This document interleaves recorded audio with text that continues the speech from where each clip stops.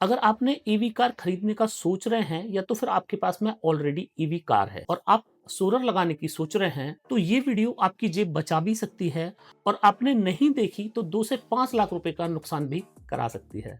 क्योंकि सोलर में EV plus solar free नहीं है। फ्री शब्द आज की डेट में मार्केटिंग का सबसे बड़ा स्कैम बन चुका है।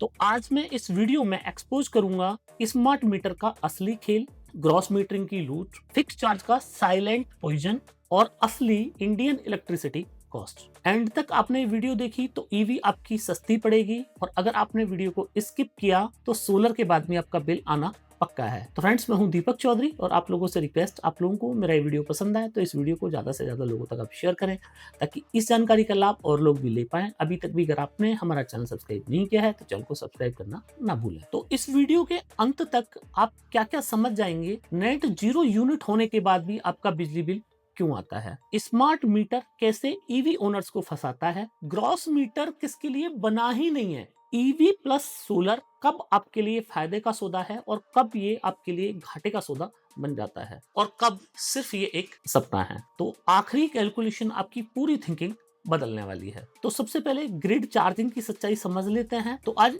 इंडिया में एक एवरेज डोमेस्टिक जो टैरिफ है वो है 0 से 100 यूनिट 3 से 4 रुपए, 100 से 200 यूनिट 5 से 6 रुपए, 200 से 300 यूनिट 6.5 से लगभग 7.5 रुपए और 300 यूनिट से ऊपर 8 रुपए और 8 रुपए से प्लस। तो ईवी आते ही आप 300 प्लस यूनिट के स्लैब में चले जाते हैं। अब इसकी रियलिटी समझिए कि एक ईवी कार के अंदर जो बैटरी होती है वो होती है कम से कम 30 से 40 किलोवाट की।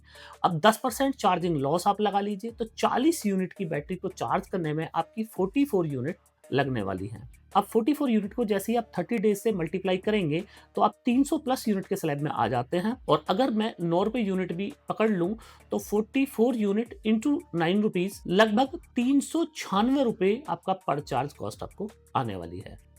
अब इस 396 रुपए में आपकी जो ईवी चलेगी वो चलेगी 250 किलोमीटर। तो पर किलोमीटर की कॉस्ट आपको पड़ी 1.5 रुपीज पर किलोमीटर। अब आप यहाँ पे बोलेंगे कि पेट्रोल से तो फिर भी बहुत ज्यादा सस्ता है दीपक जी। हाँ, बिल्कुल सस्ता है, पर असली झटका अभी नहीं आया है।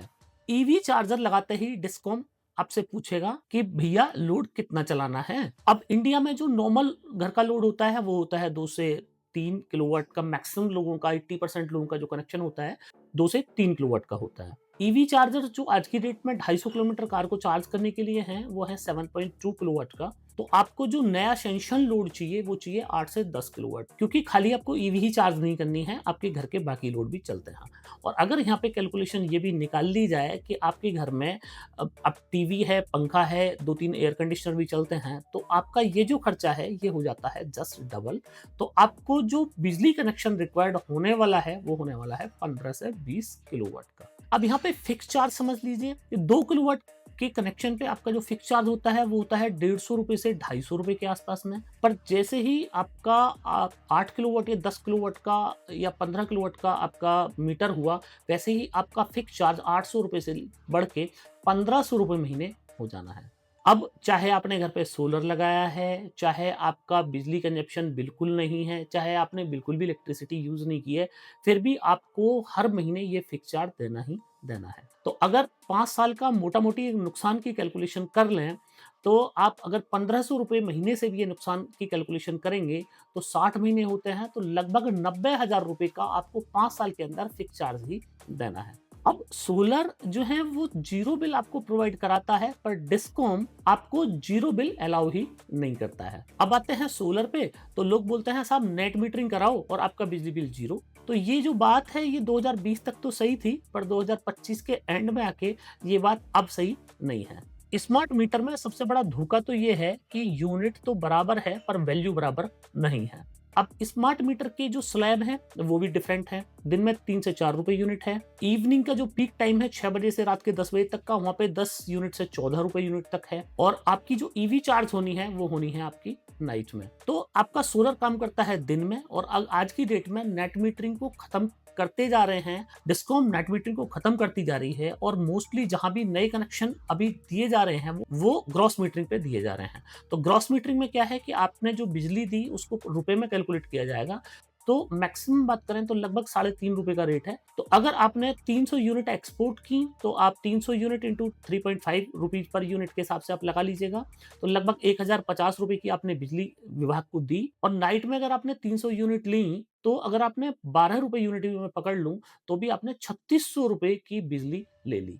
तो 300 यूनिट का ही फ़र्क देखिए आप कि ये आपका सोलर होने के बाद भी आपका ये खर्चा 3 गुना बढ़ जाता है। डिस्कॉम बोलता है कि यूनिट आपकी एडजस्ट हो जाएगी, पर डिस्कॉम कभी नहीं बताता कि आपका पैसा कब एडजस्ट होगा। स्मार्ट मीटर की कहानी भी यही है और ग्रॉस मीटर की कहानी भी लगभग यही है। तो सीधी सी बात यह है कि ग्रॉस मीटर एग्रीकल्चर पर्पज और यूटिलिटी स्केल के बना है, ईवी ओनर्स के लिए तो बना ही नहीं है। फिर भी आपको वही चिपका दिया जाता है। तो अब ध्यान से सुनिएगा कि सोलर प्लस ईवी स्कैम नहीं है, पर फ्री ईवी सबसे बड़ा स्कैम है। सोलर पैनल यूनिट बनाता है, डिस्कॉम बिजली बिल बनाता है और यूट्यूब पे सपने बेचे जाते हैं। तो अब इसका सॉल्यूशन क्या है? तो आपकी ईवी की जरूरत के हिसाब से आपको perfect right calculation solar sizing करनी है। अब यहीं पे लोग गलत कैलकुलेशन करते हैं, इसीलिए ईवी में से मात्र 20% लोग ही सोलर का एडवांटेज ले पाते हैं। तो अगर आप ईवी लेने जा रहे हो और सोलर लगवाने जा रहे हो तो सबसे पहले आप कैलकुलेशन करो। तो अब इसके 2 सॉल्यूशन आपको मिलते हैं। एक सॉल्यूशन है ऑन ग्रिड सिस्टम और एक सॉल्यूशन है हाइब्रिड सिस्टम। अब ऑन ग्रिड सॉल्यूशन में दिक्कत एक आनी है कि अगर आप ऐसे ईवी ओनर हैं जहां पे दिन में पावर कट रहते हैं, तो वहां पे ऑन ग्रिड सिस्टम का पूरा एडवांटेज आपको नहीं मिलेगा। तो ऑन ग्रिड सिस्टम को आपको इस तरीके से लगवाना है कि आपको 40 यूनिट हर रोज तो चाहिए अपनी कार के लिए, तो 1200 यूनिट तो आपको केवल अपनी कार के लिए ही चाहिए।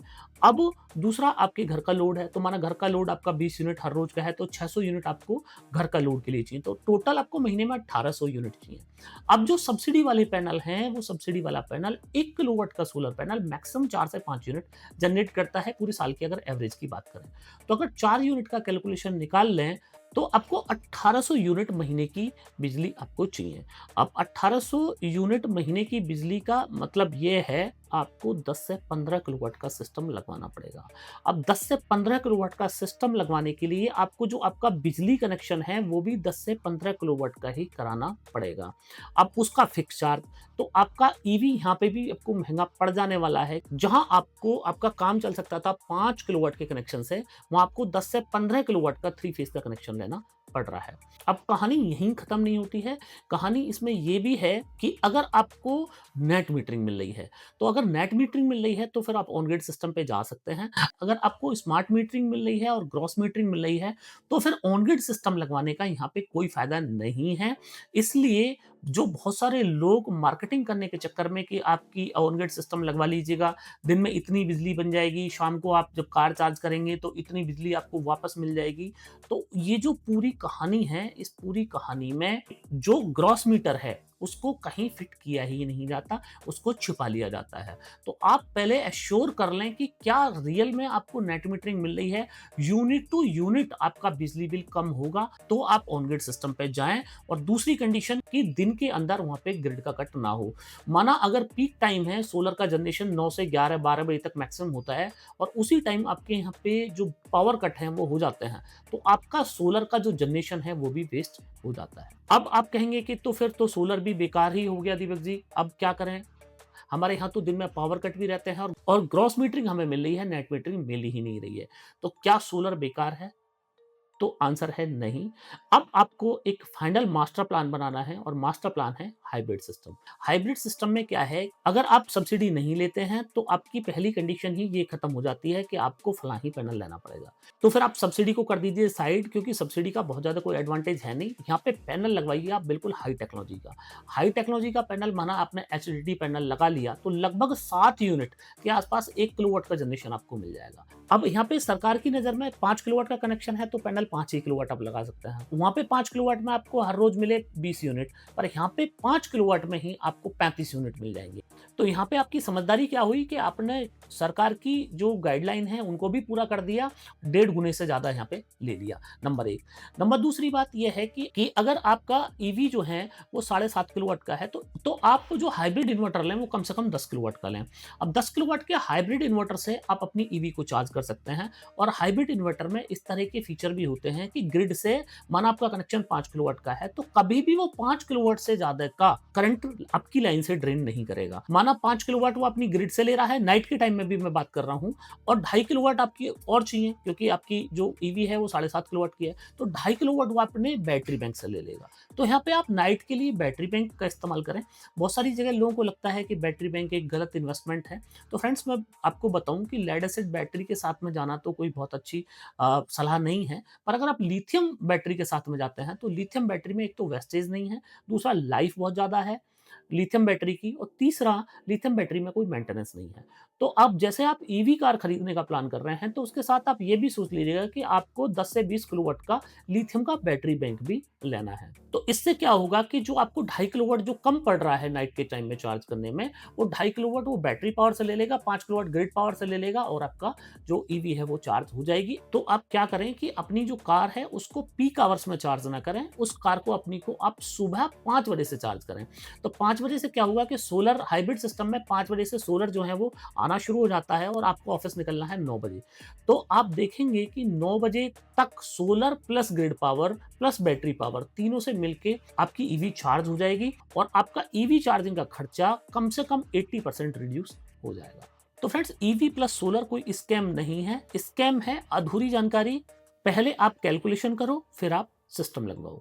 नेक्स्ट वीडियो में इंडिया में ईवी चार्जिंग कंपनियों का वो सच वो कॉन्ट्रैक्ट जो आपको कोई नहीं बताता है उसको मैं रिवील करने वाला हूं। तो चैनल को सब्सक्राइब करना ना भूलें। मिलते हैं फ्रेंड्स अगली वीडियो में।